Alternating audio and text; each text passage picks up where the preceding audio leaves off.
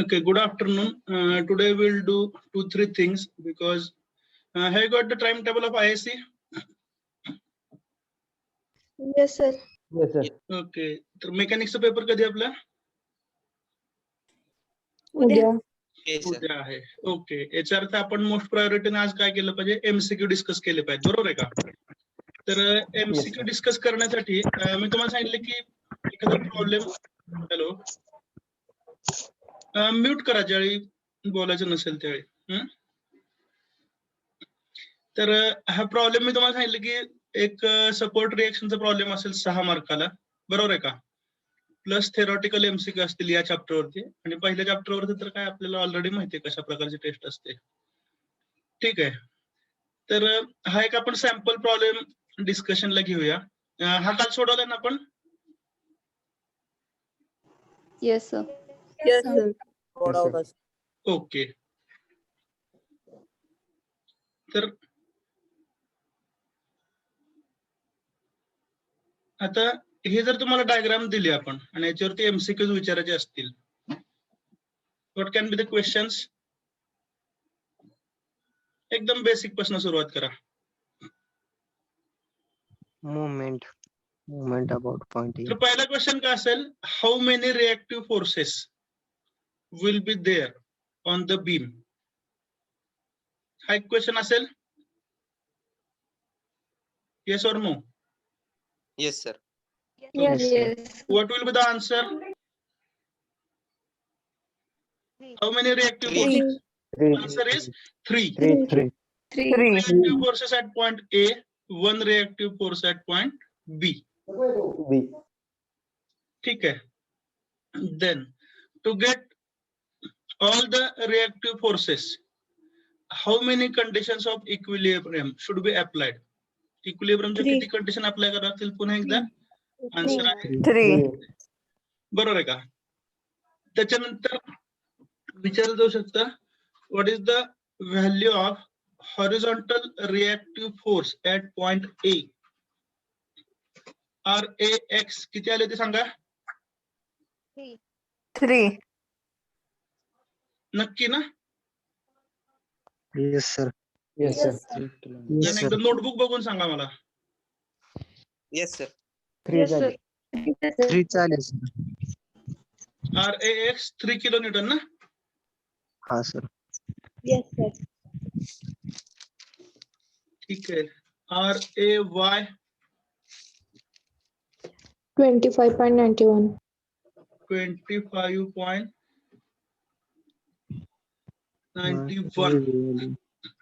हे उत्तर सर्वांनी चेक करा. हे कॅल्क्युलेशन तुम्ही केलेलं आहे, तुम्ही सांगत आहात. हा, आणि रिएक्टिव्ह फोर्स ऍट बी 22.78 येतं. 22.78. 78.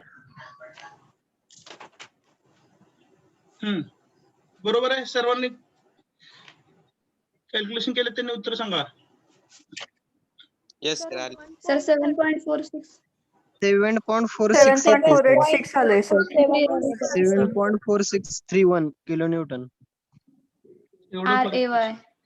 RAY. RAY हा. 7.47. 0.5 येते sir. 690.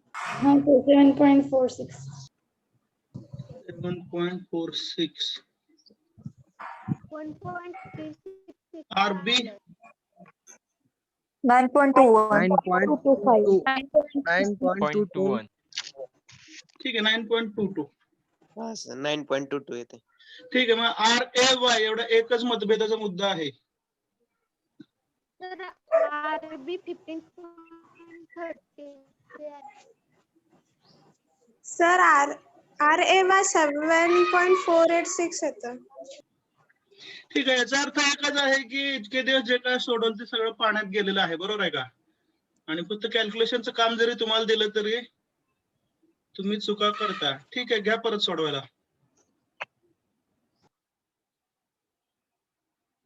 मला वाटलं ते हे उत्तर तुम्ही सांगताल आणि आपण पुढचं काय तर प्रोडक्टिव्ह काम सुरू करू, बरोबर आहे. आपण आपली पद्धत अशी आहे की शेन वन सारखं, बरोबर आहे. ह्या IPL मध्ये बॉलिंग केली की पुढच्या IPL मध्येच, आधी मध्ये काहीच बघायचं नाही.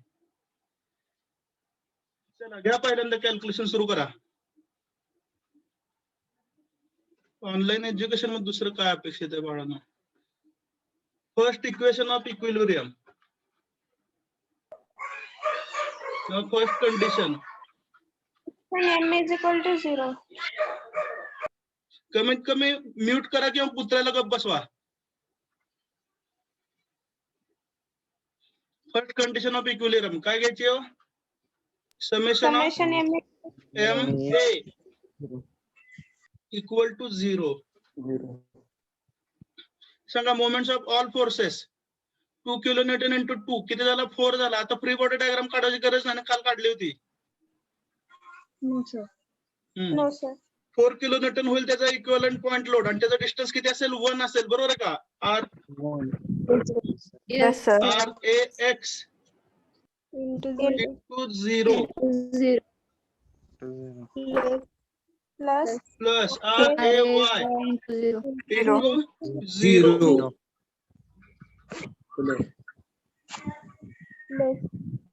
plus 4 into 1. प्लस 4 into 4 1. into 1. 4 कशाला कळतं ना? Equivalent point load of UDL. Yes, sir. 4 into 1 ठीक आहे. प्लस 6 किलोन्यूटनचा वर्टिकल कॉम्पोनंट काय येईल? 6 sign sin Sign of 6 and 60 6 sin 60 into 3. into 3.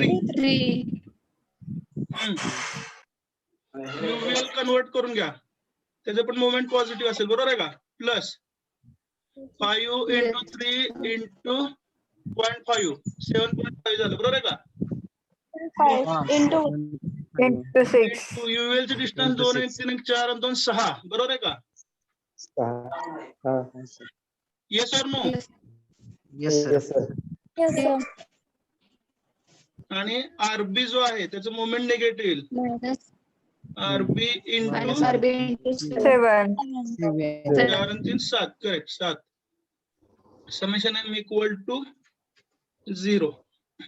त्याच्यामध्ये एकच अननोन आहे. सिम्प्लिफाय करा. आरबी ची व्हॅल्यू सांगा. 9.224. 9.22 Kilometer. Kilo Newton. हेच मागाशी विचारलं होतं. त्याला उत्तर वेगवेगळे कसे येत होते? नाही RAY विचारलेलं सर. आर ए वाय वरती मतभेद आहेत. बर ठीक आहे, हरकत नाही. समेशन आता काय घ्यायचं? एफ एक्स घ्यायचं का? हाँ sir. Yes, sir. F X equal to 0. आता हॉरिझॉन्टल फोर्सेस 2 असतील. बरोबर आहे का? एक आर ए एक्स असेल. अरे आर ए एक्स हा कसा आहे? minus तर आपण उजवीकडे जाताना त्याला अझ्युम केलाय. बरोबर आहे का? positive. हा. आणि 6 किलोन्यूटनचा हॉरिझॉन्टल कॉम्पोनंट तो किती असेल? 6 6 cos 60. 60. बरोबर आहे का? Yes, sir. 6 cos 60 एवढं एकच हॉरिझॉन्टल आहे आणि दुसरा आर ए एक्स. तर समेशन एफ एक्स झालं इक्वल टू 0. 0. त्याच्यानं मिळेल आर ए एक्स ची व्हॅल्यू 3 किलो न्यूटन. हा. cos 60 म्हणजे sin 30. बरोबर आहे. हे 2 बरोबर जर असेल तिसरं चुकायचं कारण नाहीये. ठीक आहे. चला आता व्हर्टिकल फोर्सेसचं थांबा. तर समेशन एफ वाय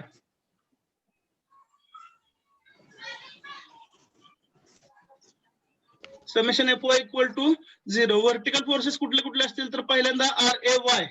बरोबर आहे का? Why? RB Yes, sir.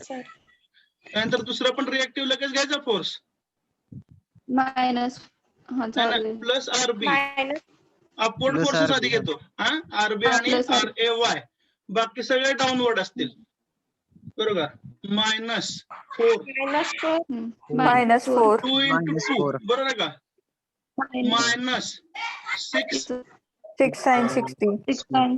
6 sin 60 minus 7.5. -7.5. -7. -7.5.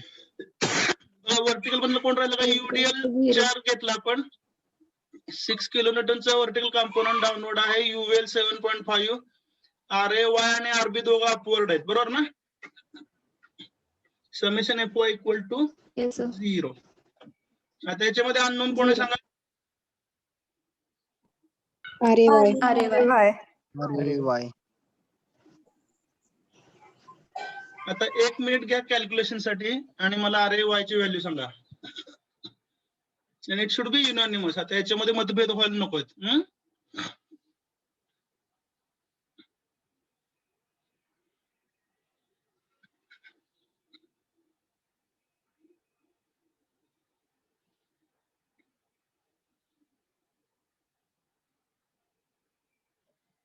7.46 येते 7.46. 7.46 7.46, sir. 7.5 आणि 4 minus 7.46. 11.5 6 sin 60 5.192. 196. 5.19 RB ची व्हॅल्यू सबस्टिट्यूट केली का 9 Yes, sir. Yes, sir. 9 minus 4 5 5 minus 7.5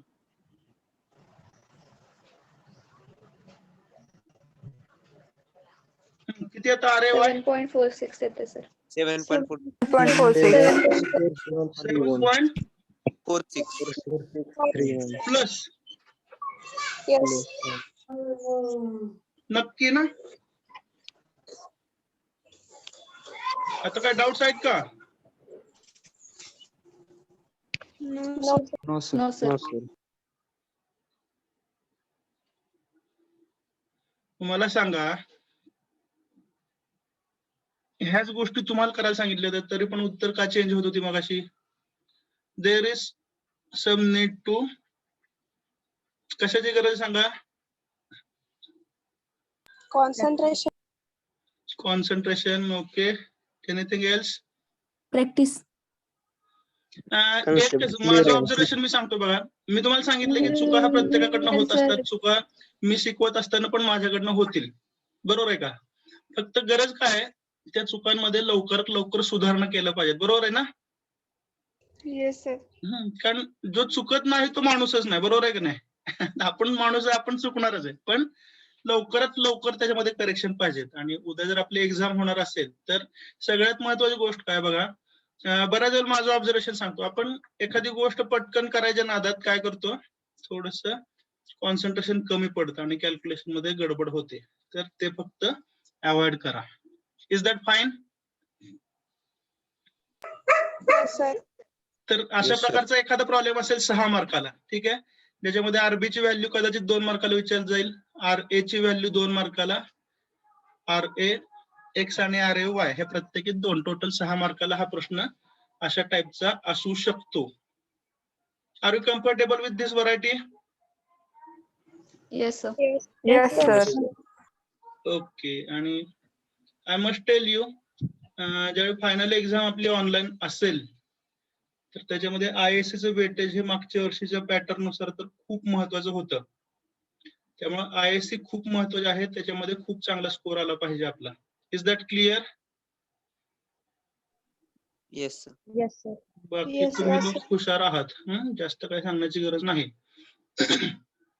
okay now let me tell you one more concept free body and free body diagram ठीक आहे तर आज लिहून घ्यायचं काम आपण कमी करूया कारण आपल्याला MCQ पण डिस्कस करायचे ठीक आहे हे सगळे पॉईंट आपण उद्याच्या लेक्चरला लिहून घेऊया चालेल ना ओके आज फक्त समजून घ्या तर फ्री बॉडी म्हणजे काय suppose you are considering one body and that body is acted upon by number of active and reactive forces तर ऍक्टिव्ह फोर्सेस म्हणजे काय तर वेट ऑफ द बॉडी जे कायम बॉडीवरती ऍक्ट होत राहतं किंवा इतर अप्लाय केलेले फोर्सेस आणि रिएक्टिव्ह फोर्सेस म्हणजे काय तर जे सपोर्टने दिलेले फोर्सेस असतात त्या बॉडीवरती किंवा बीम वरती त्याला आपण म्हणतो रिएक्टिव्ह फोर्सेस तर एखादी बॉडी ह्या सर्व सपोर्ट पासून जर तुम्ही आयसोलेट केली ठीक आहे तर त्याला काय म्हणतात फ्री बॉडी असं म्हणतात बरोबर आहे का आणि फ्री बॉडी डायग्राम म्हणजे काय तर जी बॉडी तुम्ही त्या सपोर्ट पासून डिटॅच केलेली आहे आणि त्याच्यावरती ऍक्ट होणारे सर्व फोर्सेस कन्सिडर करतात. ठीक आहे, म्हणजे free body along with all the forces acting on it. काय म्हणतोय पुन्हा एकदा लक्षात घ्या. ठीक आहे, एक उदाहरण मी तुम्हाला दाखवलं होतं मागं कालच्या लेक्चरला.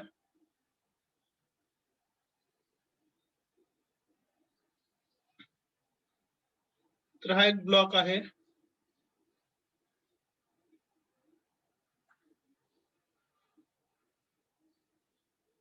आणि हा एका सरफेस वरती ठेवलाय.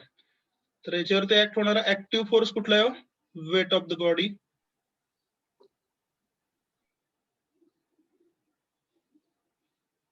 याच्यावरती ऍक्ट होणारा रिएक्टिव्ह फोर्स म्हणजे काय? Normal reaction afforded by the surface. Action reaction forces नुसार हे दोन फोर्सेस ऍक्ट होत आहेत. ही काय झाली? Actual diagram. ठीक आहे, याला आपण स्पेस डायग्राम असं पण म्हणतो.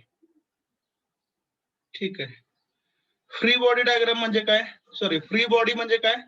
तर ह्या बॉडीचा सपोर्ट जो होता, सपोर्ट म्हणजे काय होतं? ग्राउंड होतं, बरोबर आहे की नाही? तर ते नाही असं समजा. आणि ही फक्त बॉडी जर तुम्ही दाखवली which is detached from all its sources, त्याला सपोर्ट करणारं जे ग्राउंड होतं ते नाही असं इमॅजिन केलं, फक्त बॉडी कन्सिडर केली, तर त्याला काय म्हणायचं? Free body. समजतंय ना? आणि या फ्री बॉडीवरती ऍक्ट होणारे जे फोर्सेस आहेत, कोणकोणते फोर्सेस ऍक्ट होत आहेत? Weight,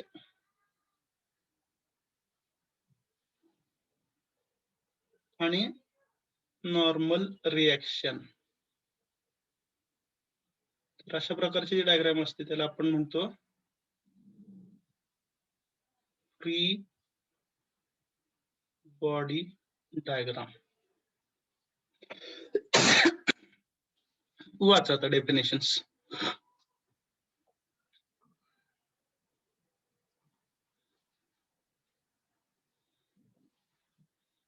When a body is separated from its surrounding, तर बघा ही बॉडी सराउंडिंग पासून सेपरेट केली म्हणून त्याला काय म्हणलंय?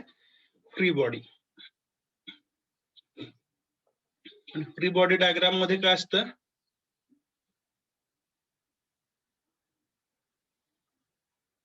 तर सर्वच सर्व फोर्सेस जे ह्या बॉडीवरती ऍक्ट होतात ते जर कन्सिडर केले तुम्ही तर त्याला म्हणतात फ्री बॉडी डायग्राम. तर फ्री बॉडी डायग्राम आपण आतापर्यंत 4-5 वेळा यूज केलेली आहे. कशासाठी हो? सपोर्ट रिएक्शन कॅल्क्युलेट करण्यासाठी. Do you remember? Yes, sir. एखादी बीम असते, त्या बीमचे आपण रोलर आणि जे काय हिंजड सपोर्ट होतं ते रिमूव्ह करायचो, आठवतंय ना? आणि त्या बीम वरती ऍक्ट होणारे फक्त सर्व फोर्सेस आपण दाखवत होतो. म्हणजेच आपण काय करत होतो? We were drawing the free body diagram. हे लिहून घ्यायचं काम आपण उद्याच्याला करूया. कन्सेप्ट लक्षात आलाय? Yes, sir. Yes, sir. Okay, will continue then. Use of free body diagram बघा, हा ऑलरेडी आपण केलेला आहे. जे काय लिहिले ते बरोबर आहे का नाही सांगा मला.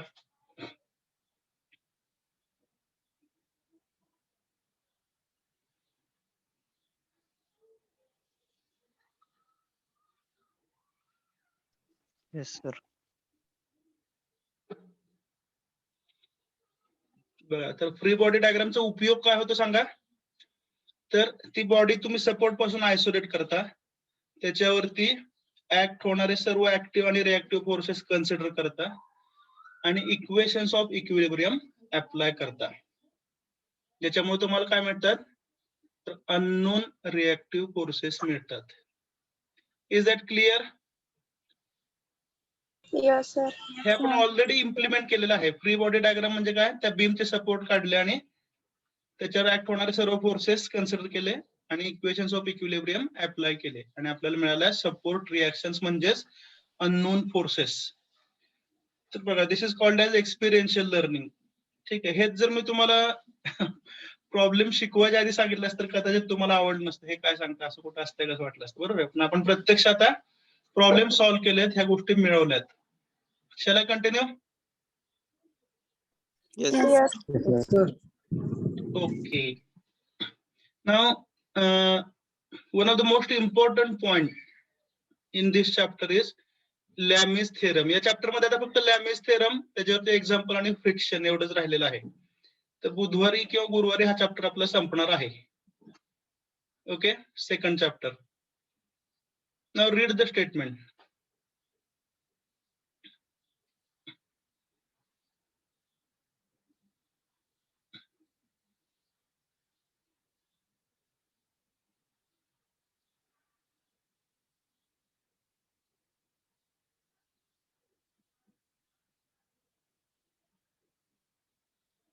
मला वाटतं एवढं एक स्टेटमेंट लिहून घ्या तुम्ही.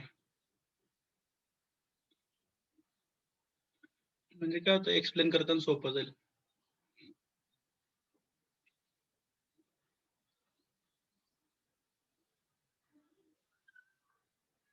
Write down the statement of Lami's theorem.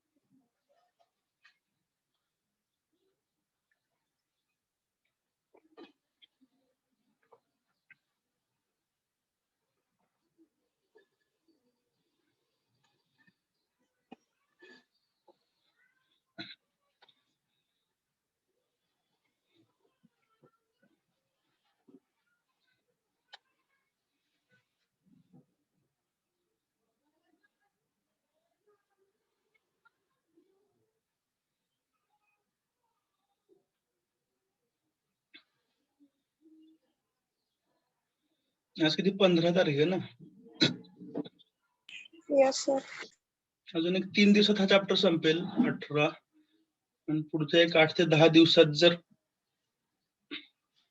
27-28 ला जरी आपला तिसरा चॅप्टर संपला, आपण त्यानंतर सेक्शन 2 मध्ये जाऊया. तर सेक्शन 2 हा सर्वात इंटरेस्टिंग पार्ट आहे, लक्षात ठेवा.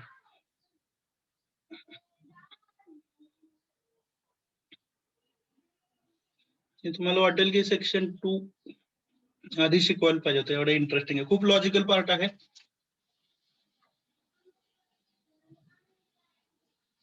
ज्याला आपण कोड सोडवणं म्हणतो ना, पझल्स, त्या टाईपचा आहे तो.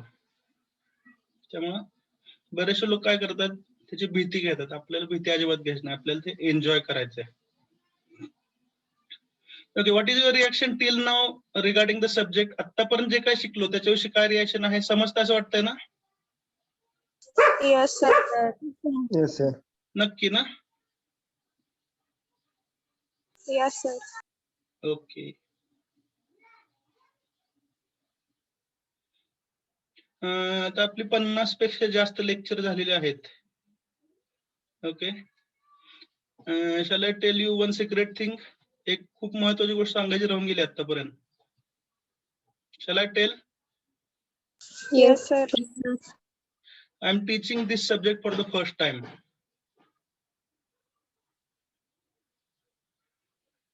Did you notice something wrong or lack of confidence? असं काय जाणवतंय ना? No, sir.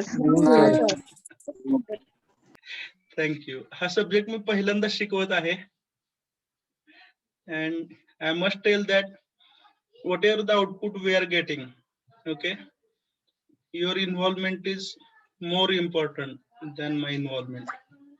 कारण मी कायम एक गोष्ट लक्षात ठेवा की टीचिंग किंवा लर्निंग ही वन वे प्रोसेस असू शकत नाही. It is a 2 way process. म्हणजे तुम्ही खूप चांगलं लक्ष देताय आणि मी काहीच कामाचं बोलत नाही, आउटपुट मिळणार नाही, बरोबर आहे का? किंवा मी खूप काहीतरी चांगलं सांगतो आणि तुम्ही लक्षच देत नाही, तरी पण आउटपुट मिळणार नाही. Okay, so there should be a kind of resonance. दोन्ही बाजूचे एफर्ट्स जर प्रामाणिक असतील तर डेफिनेटली आउटपुट चांगलं येतं. सर, आपलं कॉलेज ऑटोनॉमस कॉलेज आहे का? नाही. ऑटोनॉमस नाही सध्या तर नाही, but it is in process. It will be after, तुम्ही ग्रॅज्युएट व्हायच्या आत होऊ शकतं. कारण ऑटोनॉमस होण्यासाठी जे सर्व क्रायटेरिया आपल्याला लागतात ते आपण बऱ्यापैकी फुलफिल करतो, पण ते प्रोसेस असते. त्या प्रोसेस मधून जायसाठी ठराविक वेळ जातो आपला. Okay, have you written the statement? Statement लिहून झालंय? Hello, am I Audible?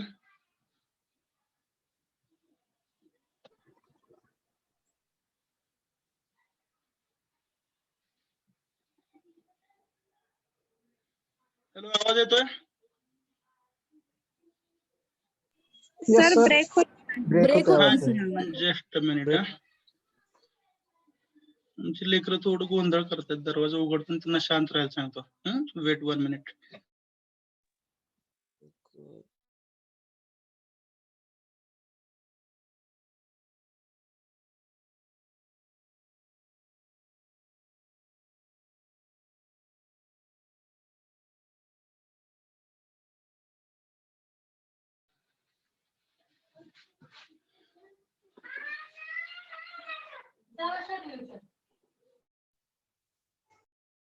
Okay, am I audible ना?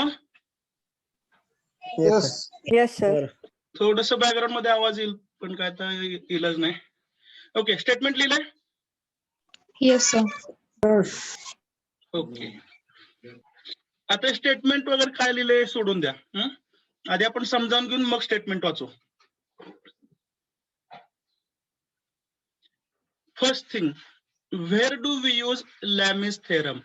लॅमिस थेरम कुठे वापरायचा? ठीक आहे, तर फोर्सेस काउंट करा. टोटल किती फोर्सेस आहेत?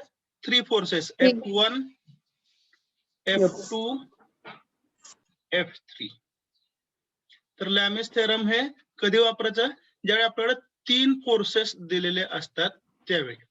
ठीक आहे. Next, what is the description of the forces? All the 3 forces meet at a single point. हे तिन्हीचे तिन्ही फोर्सेस एका सिंगल पॉइंट मध्ये मीट होतात, म्हणजेच त्यांना काय नाव देतो आपण? Concurrent forces.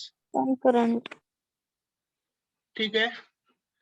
तर लॅमिस थेरम आपण वापरतो ज्यावेळी 3 कॉन्करंट फोर्सेस हे बॉडीवरती ऍक्ट होत असतात तेव्हा. ठीक आहे. नेक्स्ट, अजून एक कंडिशन काय, तर आपण चॅप्टर कुठलं शिकतोय? इक्विलिब्रियम. बरं का? आपण अशी एक कंडिशन इमॅजिन करतोय ज्याच्यामध्ये एखाद्या बॉडीवरती 3 कॉन्करंट फोर्सेस ऍक्ट होत आहेत आणि ती बॉडी इक्विलिब्रियम मध्ये आहे. सिच्युएशन लक्षात आली आहे? काय काय सिच्युएशन सांगा.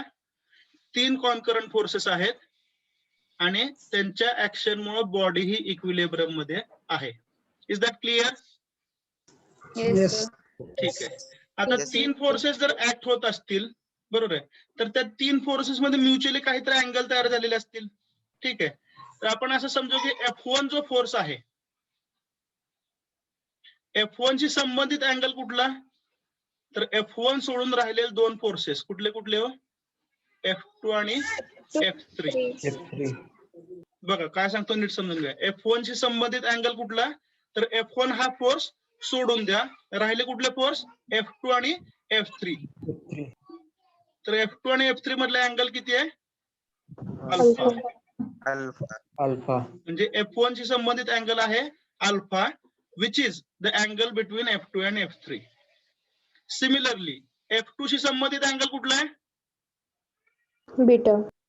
बीटा. बीटा. आणि F3 शी संबंधित अँगल कुठला आहे? Gamma. कॅम. तर लॅमिस थेरम आपल्याला काय सांगतं की जर 3 कॉन्करंट फोर्सेस एखाद्या बॉडीवरती ऍक्ट होत असतील, ठीक आहे, तर प्रत्येक फोर्सचं मॅग्निट्यूड जे आहे, म्हणजे F1 चं मॅग्निट्यूड हे कुणाला प्रोपोर्शनल आहे? तर sine of the angle between other 2 forces. समजलं? F1 चं मॅग्निट्यूड हे कुणाला प्रोपोर्शनल आहे? तर F2 आणि F3 च्या मध्ये जो अँगल आहे त्याच्या साइन रेशो घ्या, त्याला प्रोपोर्शनल आहे. Is that clear? Yes, sir. Yes sir. आवाज येतोय का बाळाचा आमच्या? एक मिनिट. नाही. Yes sir.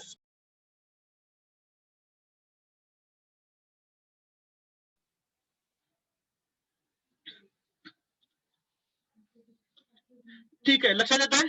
बघा आता लॉजिकली थोडासा विचार करा. ठीक आहे, साइन अल्फा ज्यावेळी चेंज होतो हे तिन्ही फोर्सेस इक्विलिब्रियम मध्ये आहेत, बरोबर आहे का? F1 F2 आणि F3. ह्याचा अर्थ ह्या तीन फोर्सेसचे मॅग्निट्यूड किंवा अँगल जर बदलले तर इक्विलिब्रियम कंडिशन चेंज होऊ शकतात. Yes or no? Yes, sir. म्हणजे F1 जर मी समजा स्ट्रेच केला, वाढवला उजवीकडे, तर F2 आणि F3 हे प्रपोर्शनली वाढले पाहिजेत. ठीक आहे, तर हे प्रॉब्लेम सोडवताना लक्षात येईल, जास्त पुढचा विचार करायला नको. स्टेटमेंट लक्षात आला? When 3 concurrent forces keep the body in equilibrium, magnitude of each force is proportional to sine of the angle between other two forces. म्हणजे F1 चं जे मॅग्निट्यूड आहे हे कुणावरती अवलंबून आहे?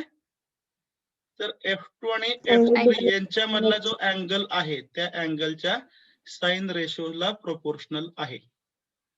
Is that clear? Yes. तसंच F2 चं मॅग्निट्यूड कुणावरती अवलंबून आहे किंवा कुणाला प्रोपोर्शनल आहे? Sine of beta. आणि F3 चं मॅग्निट्यूड कुणाला प्रोपोर्शनल आहे? Sine of gamma. रेशो घेतला तर काय येईल? F1 upon sine alpha is equal to F2 upon sine beta is equal to F3 upon sine gamma. एवढं सिंपल स्टेटमेंट आहे. लक्षात येते? Next, what will be the nature of problem? Problem कुठल्या प्रकारचे असतील याच्यावरती. ठीक आहे, तर हे खूप सोपे प्रॉब्लेम असतात याच्यामध्ये.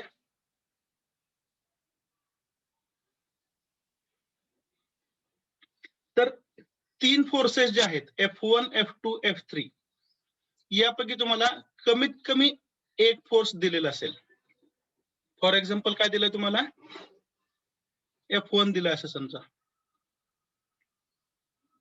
ठीक आहे, जे तीन अँगल आहेत अल्फा बीटा आणि गामा यांच्यापैकी तुम्हाला दोन अँगल दिलेले असतील. फॉर एक्झाम्पल अल्फा आणि बीटा दिलाय. बघा काय काय दिलंय? F1 दिलाय, अल्फा दिलाय आणि बीटा दिलाय. तुम्हाला कॅल्क्युलेट काय काय करायचंय? F2 आणि F3. ठीक आहे, प्रश्न लक्षात आलाय? Sir, once again repeat. Okay, I will write here. लिहून दाखवतो, थोडस वेट करा. हे प्रॉब्लेम आपण सोडवत नाहीये, मी फक्त तुम्हाला लॉजिक सांगतोय. Given data, what will be given to you in this problem? F1 will be given to you, alpha will be given to you, and beta will be given to you. What you have to find out? F2 and F3. You have to find out F2 and F3. Again. Okay, आणि formula कुठला वापरायचा आहे? Formula सांगायला एमएस थेरमचा F1 upon sine alpha is equal to F2 upon sine beta is equal to F3 upon sine gamma. ठीक आहे, बर मला सांगा तर लॉजिकली. ठीक आहे, फोर्स एकच माहिती आणि अँगल दोन माहिती आहेत. ठीक आहे, मग जर तुम्हाला अल्फा आणि बीटा माहिती असेल, can we find out the value of gamma? Yes, sir. Hello, Yes, sir. Yes. या डायग्रामचा रेफरन्स घ्या. ही डायग्राम प्रत्येक वेळी अशीच असेल असं नाही. ठीक आहे, पण या डायग्रामचा रेफरन्स जर घेतला तर अल्फा आणि बीटा माहिती असले तर गॅमा कॅल्क्युलेट करता येईल का? Yes, sir. Yes. नक्की येणार, कारण तिघांची समेशन किती हो? 360. या डायग्राम पुरतं सांगतोय. 360 minus alpha plus. बरोबर आहे का? त्यामुळे तुम्हाला आता काय काय मिळालं बघा. अल्फा दिलाय, बीटा दिलाय आणि गॅमा कॅल्क्युलेट केला. म्हणजेच तुम्हाला काय काय माहिती झालं? Sin sign alpha. अल्फा माहितीये, बरोबर आहे की नाही? साइन बीटा पण माहितीये तुम्हाला, साइन गॅमा पण माहितीये. Yes or no? Yes, sir. आता काय करा, हे जे तीन रेशोज आहेत, बारसकर सॉरी हा थोडासा पेन हल्ला, तर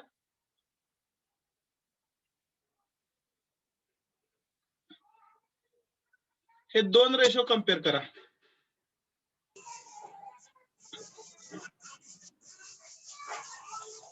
कुठला अननोन मिळेल तुम्हाला? F2. F2. F2 मिळेल. आणि परत काय करायचं? F2 आणि आता पहिला आणि तिसरा रेशो कम्पेअर करा. काय मिळेल? F3. F3 मिळेल. Have you understood the nature of problems? Yes, sir. Okay. तर हे प्रॉब्लेम आपण पुढच्या वेळेला सोडवणार आहोत, कारण आज आपल्याला MCQ घ्यायचे आहेत. MCQ साठी एक 20 मिनिटं खूप झाले. Okay sir.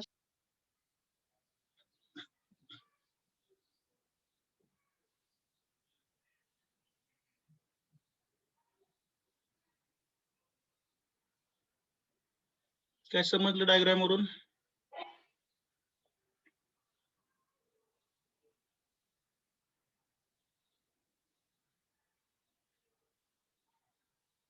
लॅमिस थेरम कुठे यूज होऊ शकतो? तर जिथं 3 कॉन्करंट फोर्सेस आहेत, बरोबर आहे, 3 forces meeting at a single point, बरोबर आहे. For example, consider a baby in the swing. एक लहान मूल झोक्यात बसलंय असं समजा, ठीक आहे. तर याची फ्री बॉडी डायग्राम कशी येईल? तर हा पहिला रोप आहे, ज्याच्यामध्ये टेन्साइल फोर्स आहे, बरोबर आहे की नाही? हा Yes, दुसरा रोप आहे, ज्याच्यामध्ये पुन्हा एकदा काय आहे?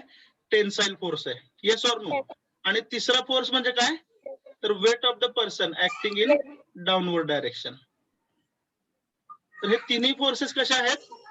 कॉन्करंट फोर्सेस आहेत. Yes or no? अशा एक्झाम्पल मध्ये आपण लॅमिस थेरम वापरू शकतो. 3 concurrent forces acting on a body keep the body in equilibrium. किंवा क्रेनचं जर तुम्ही एक्झाम्पल घेतलं, तर असे 2 टेन्साइल फोर्सेस असतील आणि इथं तुम्ही वेट अप्लाय केलेलं असेल. म्हणजे पुन्हा एकदा काय झालं? 3 concurrent forces acting on a body keep it in equilibrium. ठीक आहे. किंवा गलोलचं एक्झाम्पल घ्या. 2 टेन्साइल फोर्सेस आहेत, जे आपण हाताने फोर्स एक्झर्ट करतो, बरोबर आहे की नाही? आणि तिसरा फोर्स आपण जो हाताने पुल एक्झर्ट करतो, तो अपोजिट डायरेक्शनला, त्यांच्या 2 टेन्साइल फोर्सेसच्या अपोजिट. ठीक आहे. इन शॉर्ट, जिथं जिथं 3 कॉन्करंट फोर्सेस आहेत, बरोबर आहे, तिथं लॅमिस थेरम वापरू शकतो. ठीक आहे. तर हेच त्याचं लिमिटेशन पण आहे.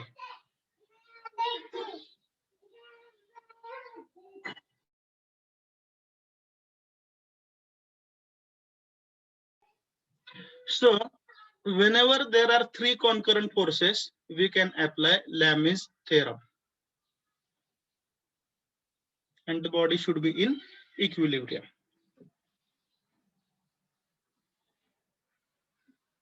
बघा, लॅमिस थेरम विषयी काय डाऊट आहे का सांगा पहिल्यापासून? स्टेटमेंट लक्षात आलं का? वाचून सांगा आता.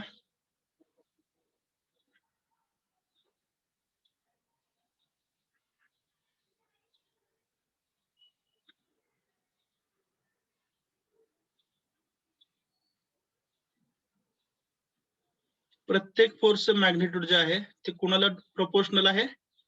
Sign of the angle between other 2 forces. समजलंय? Yes, sir. F1 upon sin alpha equal to F2 upon sin beta equal to F3 upon sin gamma. Practical applications आणि लिमिटेशन साधे आहेत.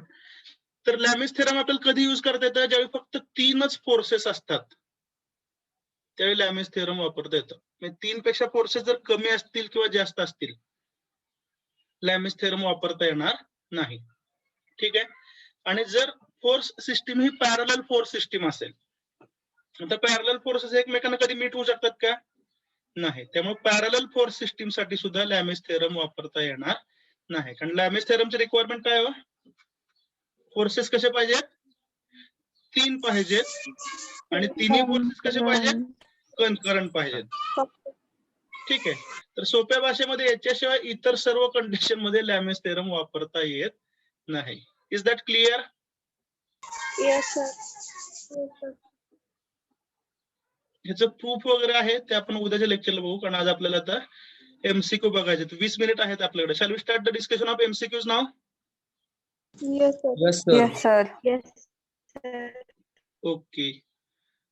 आज थोडासा एक नवीन प्रयोग केलेला आहे मी, आणि थोड्या वेळापूर्वी म्हणजे मला खूपच खोकला येत होता आणि मला वाटत होतं की कदाचित मला बोलता पण येणार नाही असं वाटत होतं, पण by the grace of God आता बरं वाटतंय. त्यामुळे जी उत्तरं आहेत ते इन केस जर मला बोलता आलं नाही तर म्हणून मी हायलाइट केली होती. ओके.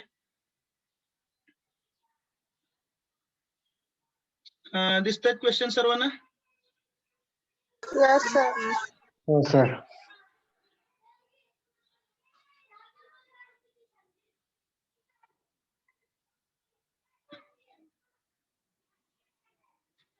बघा question number 1. Coplanar concurrent forces acting on a body in equilibrium. तर कंडिशन ऑफ इक्विलिब्रियम आपण वेगवेगळ्या बघितल्या होत्या, बरोबर आहे. जर फोर्सेस कन्करंट असतील तर summation Fx equal to 0, summation Fy equal to 0. ठीक आहे. आणि जर फोर्सेस नॉन कन्करंट असतील तर त्याच्यामध्ये अजून एक कंडिशन ऍड होते. कुठली हो? Summation M equal to Equal to 0. 0. याच्यावरती बेस्ड पहिले 2 क्वेश्चन आहेत. हे आपण 3 ते 4 वेळा डिस्कस केलेलं आहे. Shall we continue? Yes, Yes, sir. sir. Concurrent असतील तर summation Fx equal to 0, summation Fy equal to 0, आणि नॉन कन्करंट असेल तर summation Fx equal to 0, summation Fy equal to 0 आणि summation M equal to 0. M is equal to 0. चला तिसरा question पाहता. 3 dimensional body असेल. आतापर्यंत आपण सगळं फोर्सेस होते ते 2 डायमेन्शनल म्हणजे एका कागदावरती सगळे फोर्सेस आपण काढू शकत होतो. पण जर 3 डायमेन्शनल फोर्सेस असतील तर इक्विलिब्रियम साठी कंडिशन काय असेल हो? तर along each axis the forces should be balanced. बरोबर आहे ना? Yes, sir. मग सर्वच्या सर्व ऍक्सिस वरती जर फोर्सेसचा बॅलन्स पाहिजे असेल तर कंडिशन काय काय झाल्या?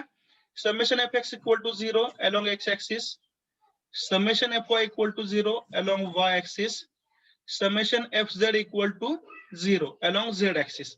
आणि इन ऍडिशन त्या सर्व फोर्सेसचं मुवमेंट कुठल्याही पॉइंट वरती कसं पाहिजे? 0.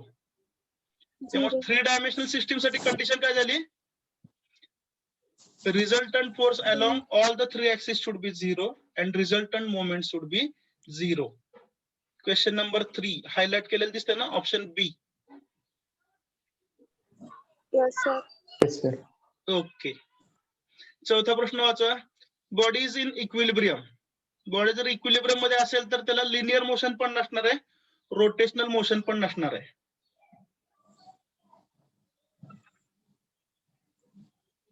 समेशन Fx इक्वल टू 0 याचा अर्थ काय? तर एक्स ऍक्सिस वरती रिझल्टंट फोर्स 0 आहे. समेशन Fy इक्वल टू 0 याचा अर्थ काय? वाय ऍक्सिस वरती रिझल्टंट फोर्स 0 म्हणजेच काय? लिनियर मोशन नाही. आणि समेशन M इक्वल टू 0 याचा अर्थ काय? Body will not rotate. Relate होतं का condition? Yes, sir. Yes, sir. तर बॉडी इक्विलिब्रियम मध्ये आहे म्हणजेच काय? तर त्याला लिनियर मोशन पण नाही आणि रोटेशनल मोशन पण नाही. आणि लिनियर मोशन नाही याचा अर्थ काय? समेशन Fx 0, समेशन Fy 0, आणि बॉडी रोटेट होणार नाही याचा अर्थ summation M equal to 0. Question number 5. Is this beam in equilibrium? याची डायग्राम याची राहिलेली आहे. इथे डायग्राम नाहीये त्यामुळे क्वेश्चन आपण परत घेऊया. Question number 6.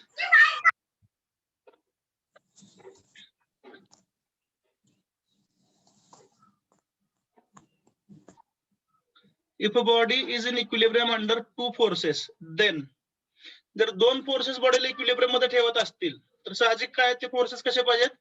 Equal and opposite पाहिजेत. बरोबर आहे ना? आणि त्यांची लाईन ऑफ ऍक्शन कशी पाहिजे? सेम पाहिजे. Same.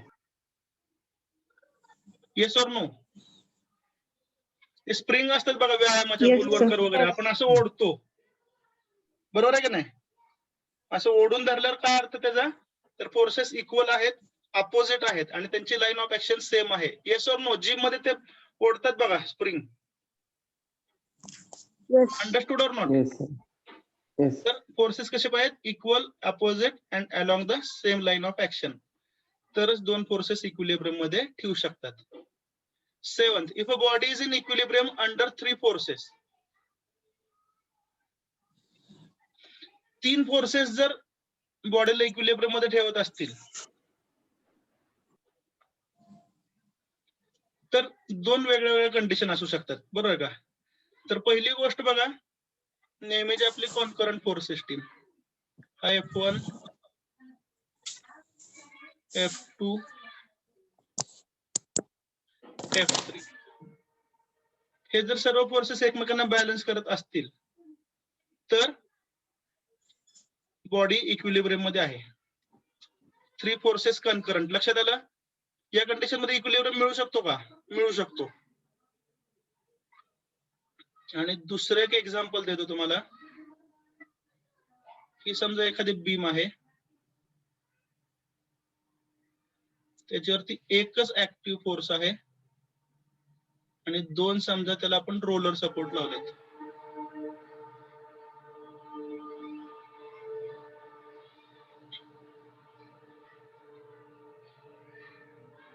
आता सुद्धा ही बॉडी इक्विलिब्रियम मध्ये असू शकते का नाही?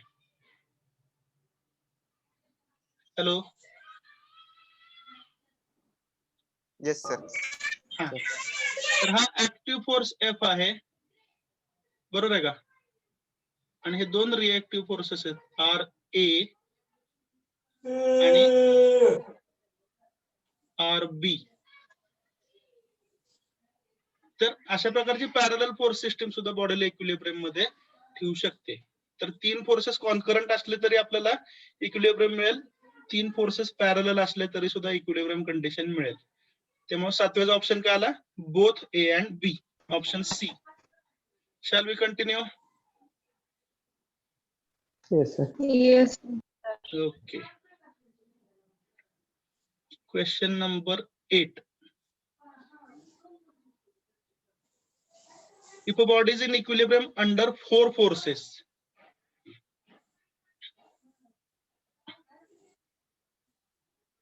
जर 4 फोर्सेस इक्विलिब्रियम मध्ये ठेवत असतील तर दोन फोर्सेसचा रिझल्टंट जो असेल तो राहिलेल्या दोन फोर्सेसच्या रिझल्टंटला बॅलन्स करेल.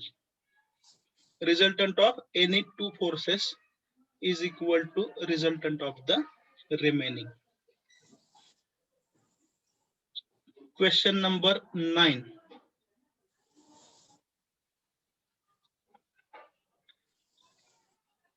Support is nothing but the media which gives. Support कुठल्या प्रकारचा फोर्स देतो?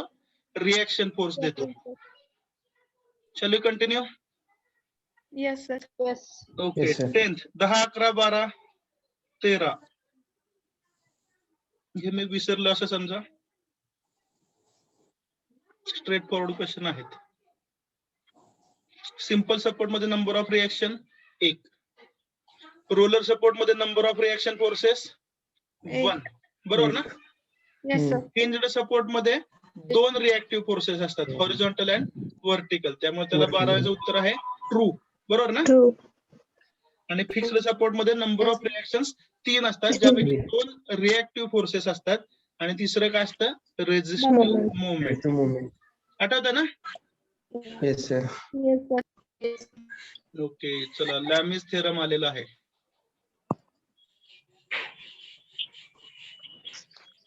If 3 coplanar forces acting on a body at a point are in equilibrium, then according to Lami's theorem, each force is proportional to sine of the angle between the other two.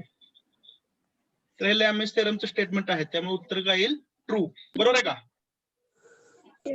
Yes, sir. Yes, sir. Okay. Question number 15. Lami's theorem cannot be applied in case of concurrent forces. तर हे false आहे, त्यामुळे उत्तर काय येणार? Disagree. लॅमिस theorem exactly कोणासाठी आहे? तर 3 कन्करंट फोर्सेस साठी, बरोबर आहे की नाही? Yes. लॅमिस थेरम कोणासाठी आहे? 3 कन्करंट फोर्सेस. त्यामुळे हे जे स्टेटमेंट दिलं आहे हे कसं आहे? फॉल्स आहे, बरोबर ना? Yes, sir. Yes. त्यामुळे डिसएग्री येणार. कोएफिशियंट ऑफ फ्रिक्शन वगैरे सध्या नाही, ते आपण बुधवारी वगैरे घेणार आहेत.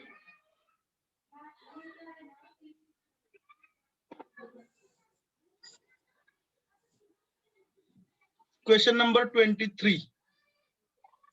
Mathematical statement of Lam's theorem.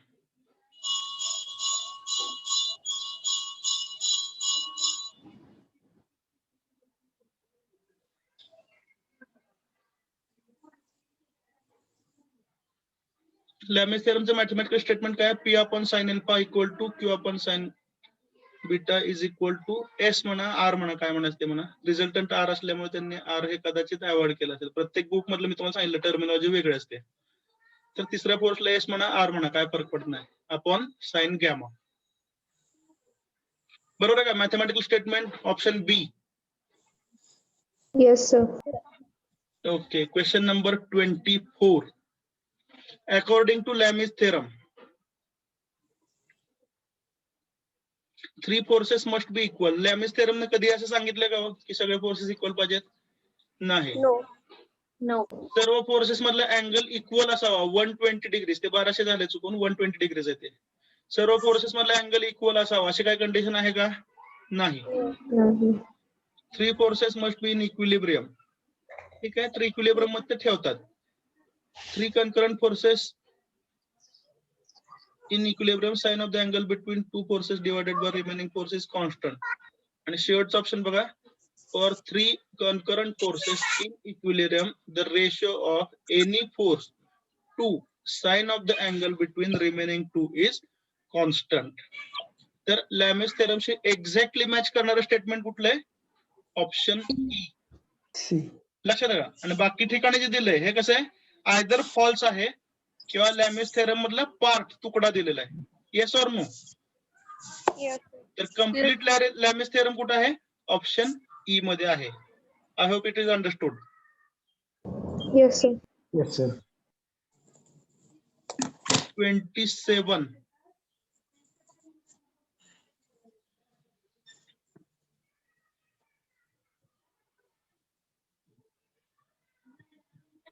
सत्तावीस कोण मला एक्सप्लेन करेल बरं?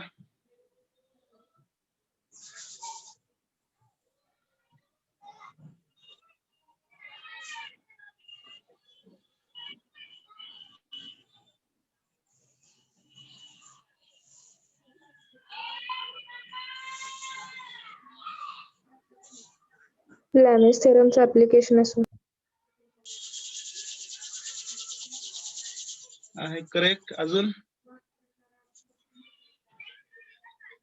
स्टेटमेंट फक्त वाचा, एक्सप्लेन मी करतो. If 3 forces acting on a point are represented in magnitude and direction by 3 sides of the triangle, then the forces are in equilibrium.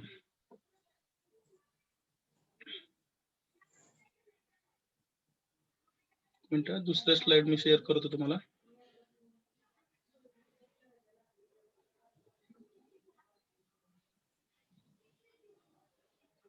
Naveen screen दिसते? Yes, Yes, sir. sir. Yes, sir. Okay. आता बघा, हे 3 forces equilibrium मध्ये नाहीत असं समजा. कुठले कुठले फोर्सेस? पी क्यू आर दिसतात का स्क्रीनवर? Yes, Yes, sir. sir. ठीक आहे. हे समजा इक्विलिब्रियम मध्ये नसतील तर आपण ट्रायंगल लॉ ऑफ फोर्सेस बघितलं मागच्या, आठवतंय का? ग्राफिकल मेथड मध्ये. तर फोर्स Yes, sir. पी जो आहे तो मॅग्नेट्यूड अँड डायरेक्शन असं दाखवता येईल. बरोबर आहे का? जिथं पहिला फोर्स संपला, बरोबर आहे का, तिथून दुसरा फोर्स क्यू ज्या डायरेक्शनला आहे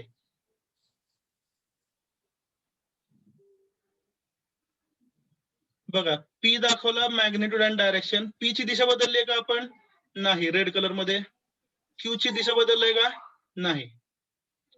आणि आता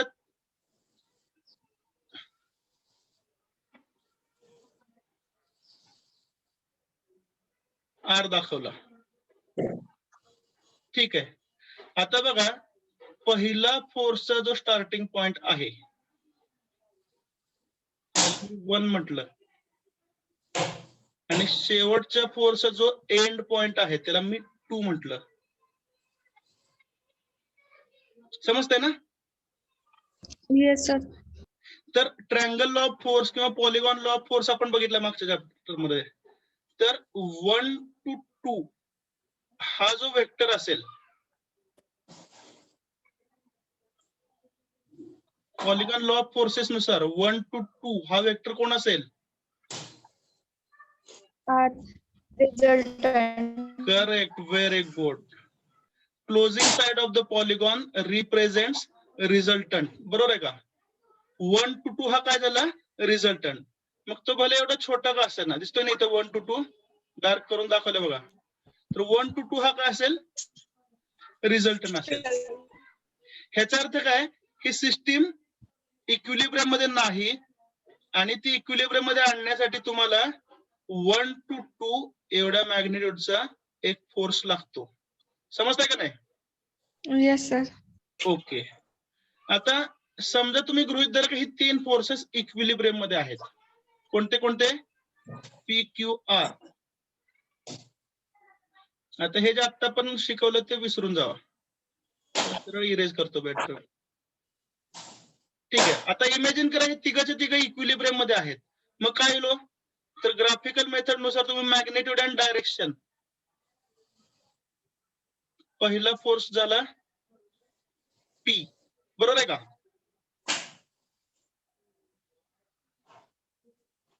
दुसरा फोर्स क्यू हा दाखवा मॅग्निट्यूड अँड डायरेक्शन मध्ये. ठीक आहे. आणि आर हा फोर्स कसा आहे? डाऊनवर्ड आहे. जिथं क्यू संपला तिथून आर काढायला सुरुवात करा.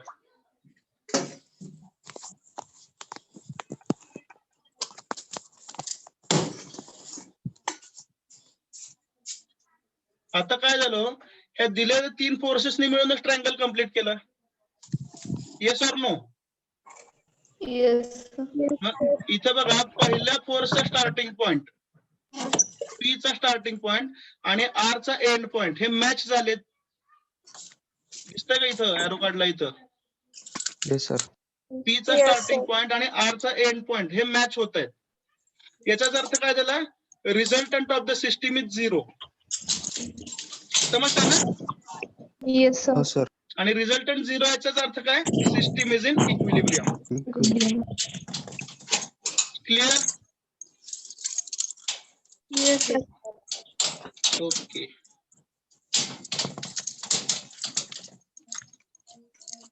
एमसीक्यू मला वाटतं बऱ्यापैकी झाले असतील सगळे. एखाद दुसरा राहिला आहे तर आपण डिस्कस करूया फक्त.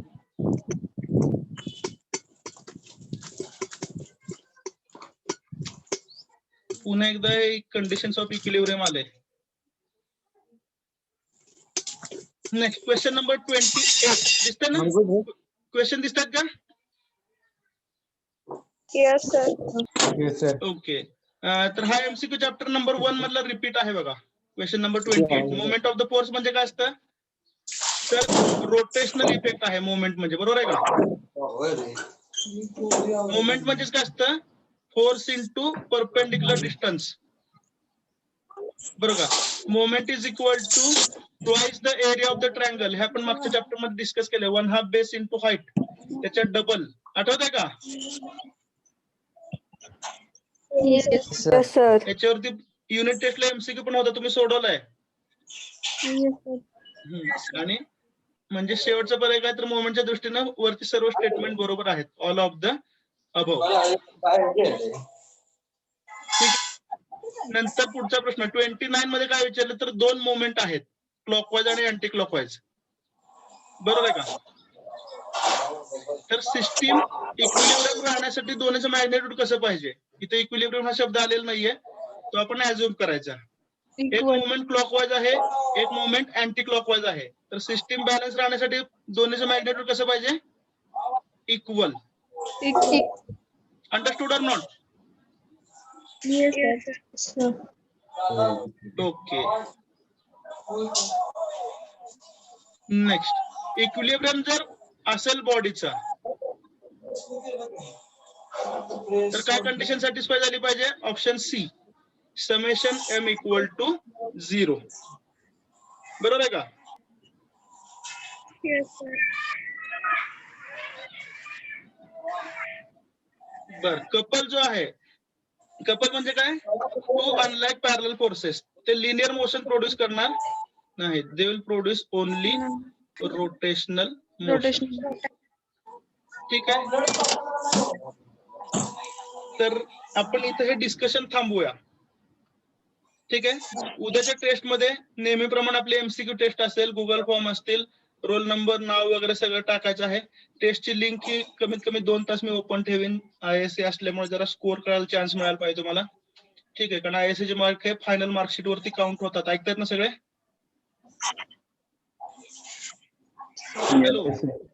सर एक Yes, मिनिट sir. माझं पूर्ण द्या. ISA चे मार्क हे फायनल एक्झाम मध्ये काउंट होतात, हे माहिती आहे का सर्वांना? Yes, sir. त्यामुळे Yes, sir. प्रिपरेशन करा पहिली गोष्ट व्यवस्थित सगळी.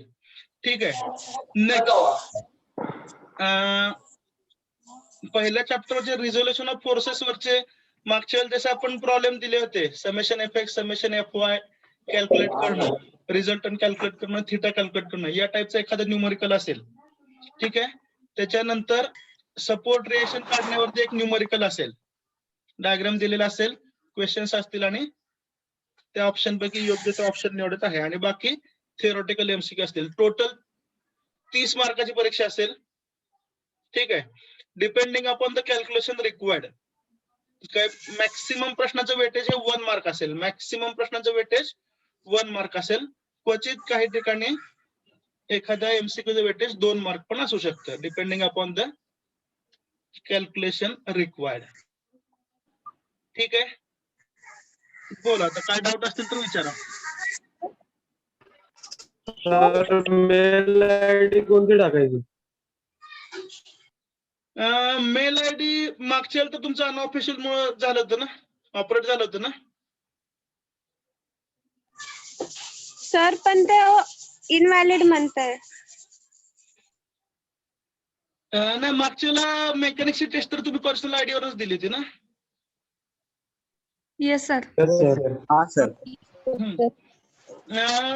बघा, याचं साधं सोपं लॉजिकल आन्सर काय आहे की ऑफिशियल ID सगळ्यांना ऍक्टिव्हेट केलेत का? नाही. No, sir. नो तेच हा प्रश्न No, असतो. लक्षात आलं का? ऑफिशियल ID द्या म्हणलं की मग परत आपण 18 जानेवारीच्या मोड मध्ये जातो का नाही, एकदम नवीन आहेत असं समजून प्रत्येक गोष्ट सरांनी माग लागून, बरोबर आहे की नाही, सरांनी समोर बसून करून घ्यायला लागते. त्यामुळे बेटर वे मी तर माझी टेस्ट अशा पद्धतीने डिझाईन करतो की कुठलाही मेल ID चालावा, कारण माझ्या दृष्टीनं उत्तर बरोबर लिहिणे महत्वाचं आहे. ऑफिशियल ID वापरला आनंद आहे. ठीक आहे, म्हणजे असं नको की फक्त ऑफिशियल ID वापरताना उत्तर काहीच येत नाही, त्याचा काय उपयोग आहे का? No sir. हा, तर माझ्या दृष्टीने उत्तर महत्वाचे आहेत. ठीक आहे. ऑफिशियल ID न लॉग इन केलं, वेल अँड गुड, हरकत नाही. ID कुठलाही वापरा, पण उत्तर बरोबर पाहिजे. That is my requirement. आणि टेस्ट डिझाईन करताना माझ्याकडेच तो ऑप्शन असतो की ऑफिशियल ID न सोडवायचे का दुसरे ID चालतात, तर तिथे मी दुसरे ID चालतील असं ऑप्शन देणार आहे.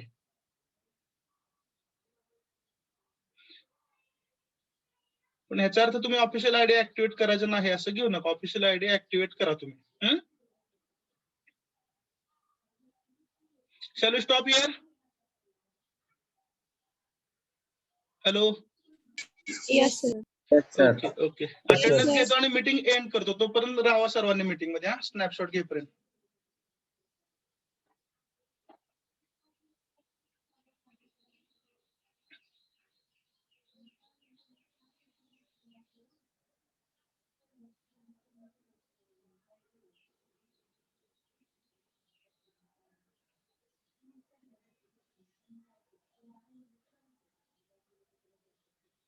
ठीक आहे. थँक्यू. ऑल द बेस्ट सर्वांना.